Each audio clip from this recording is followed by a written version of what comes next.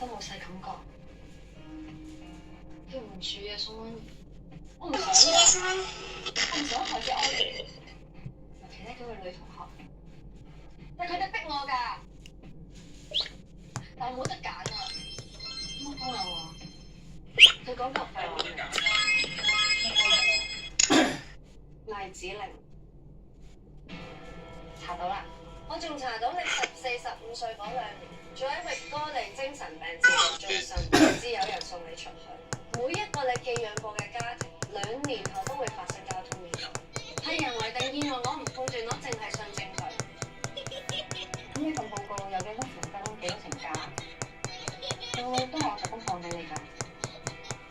你一個人做唔到咁多嘢，你背後係咩人？點解你要查？你又知你背後係咩人？你夠膽講我哋背後唔係同一班人？因為幾年嚟，你查到10件案都未查唔到，你特登放羅志仁喺身邊，因為你又等佢，到後嚟害死埋佢，好似你爸爸冇咁。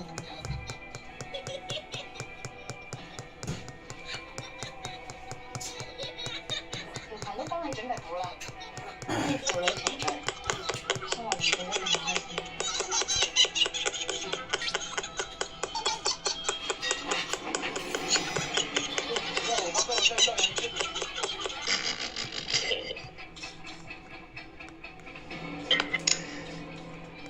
咦？今日搞 party？ And now a word from JD 好貼心啊，幫我搞 birthday party。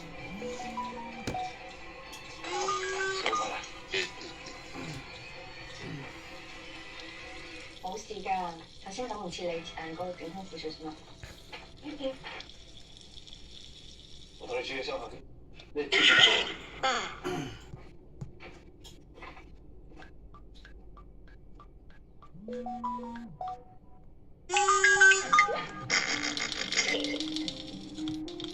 我冇啊！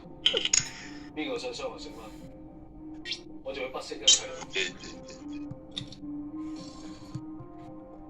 媽就隨便。